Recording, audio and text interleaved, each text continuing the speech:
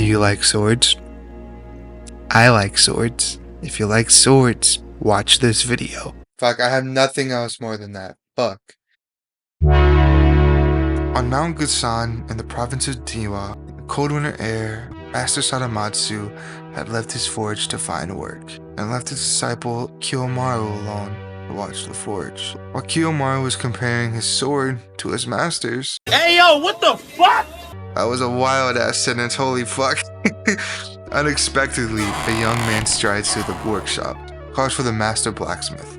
He needs a sword. With no more wars to fight, the once proud samurai found themselves without a purpose.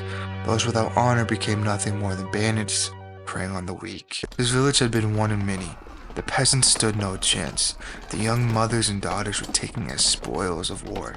The children and infants slaughtered, while their mothers were forced to watch. All while his father stood alone, the last line of defense. A samurai by blood, a farmer by trade. He fought with everything he had, but the lead bandit was merciless. With a single strike, he cut the man in two. The boy, just 16, hid in the shadows. Too young, too weak to stop it. He could only watch as everything he had known was reduced to ash. He needed honor for his family. He needed revenge for his dad and his village. He needed a sword. And who better to get it from than Master Gisan Sadamitsu? The glaze is crazy, dog. You're doing tricks on it at that point. Unfortunately, Kiyomaru couldn't sell him Sadamatsu's sword. But on a technicality, that didn't mean he couldn't sell the boy his own sword. He promised the boy the best darn hootin' sword of his life, that his Samsolic body was strong enough to make. Help me. Way better than his old-ass master. Well, may have been a tad overconfident. Because when the boy finally faced the man who had slaughtered his father, reality hit fast and hard. The fight was over before it even began. His blade shattered on impact, broken into worthless shards, and he was cut down without mercy. His body lay in ruin, slashed apart, his blood soaking the dirt. But even in death, his grip remained firm. His fingers still wrapped around the hilt of the sword that had felled him. His dreams of vengeance had died there alongside him. This was a turning point for Kiyomaru. He led the boy to his death. His overconfidence, his naivety, ego, his selfishness is what stopped this boy's bloodline. This comic is less about slamming hammers and more about responsibility. Not that there's no hammers that get slammed. I like to see hammers get slammed on my downtime. It's like a hobby. Nothing crazy, like once a week thing maybe. Anyway, Kiyomaru's overconfidence is what killed him. You know how I know that? Because it says so, right in the fucking writing. Kiyomaru finally realized something that not many people can. He's not good enough. And that's what I love about this comic. This all happens within the first chapter, but you get such a tragic story and a cause and effect right away. It's almost jarring. From how much emotion this gives, you can't be mad at Kiyomaru because he was just trying to genuinely help a kid. But one bad decision had him rethinking his whole mindset, like most people would. If my fuck up led to a child dying, I would probably get the fuck out of town and change my identity. But I would also reflect, I think.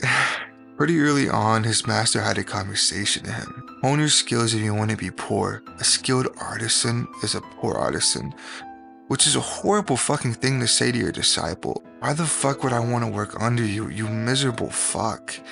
But it makes you think. Maybe he was right. If money, fame, respect, whatever the fuck is what you're chasing, you'll never get to the same place in your art as if you were only chasing just your art. And that's fine. That's what differentiates between good from great. Kiyomaru didn't need to be good. Kiyomaru needed to be great. And so he did. To hone your skills, you have to hone your way of life. You have to hammer away your impurities like it's an iron fucking pussy. I don't know what the fuck I just said. You have to temper your hubris. His master said to do this, you have to hammer iron 100,000 times. You have to break your muscles and bones in order to create an ironcladded mindset and a pretty fucking sick sword. In an instant, he gets to work. He starts forging. Each clash of hot metal he counts. 1, 2, 3, 10,965. He goes on and on till the calluses in his hands are blistered, filled with blood and pus, sweat's coming down his brow. And then doubt sets in. Why was he doing all this? What's the point? It's not going to change the fact that it's iron. He hammered enough already. Suddenly, that's when memories of broken promises kept rushing in his mind. The image of the boy's mangled body.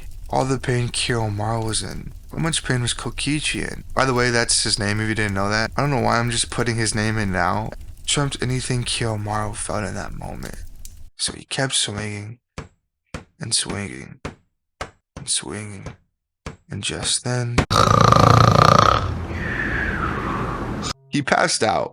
He was asleep for 2 days, and in that time, his master decided to throw him a bone and sharpen his sword. The sword was immaculate. Proud of his creation, he put a wooden training hilt, not a scabbard, because he knew at the end of the day, a scabbard doesn't get you any pussy. Wood does. His master questioned why. It was in order to uphold his word to the boy that died. His master instinctively understood. He was proud of his disciple, though he would never actually say it to him. What a cheeky little baka. Ugh, fuck. Kiyomaru puts a rag over himself like a prime Mike Tyson. And I mean a fucking rag. He has no shirt. I know for certain this motherfucker's cold. He marches out in his cabin into the cold air with one thing on his mind. Revenge. He finds the men. There are corpses riddled around him. The women tie to them like cattle. The lead bandit talks to him first. He uses a special gauntlet, unpenetrable, that comes all the way from España. In the very next panel, he cuts the gauntlet like it's butter. And then the next panel after that, he cut him in two. Wait a fucking minute. All that build up just to fucking one-shot him. You could have helped the kid in the fucking first place, and he wouldn't have had to fucking die. Fuck. It all came full circle. He paid one last visit to the boy's grave to guarantee the sword will never bend or break.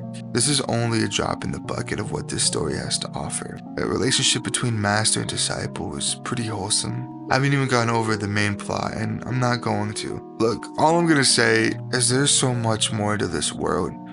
The crashed meteorite steel that they find, the Superman origin story that the main character has, and the boogeyman that's out to get them. All that is for you to discover in Kimimaru the Blacksmith.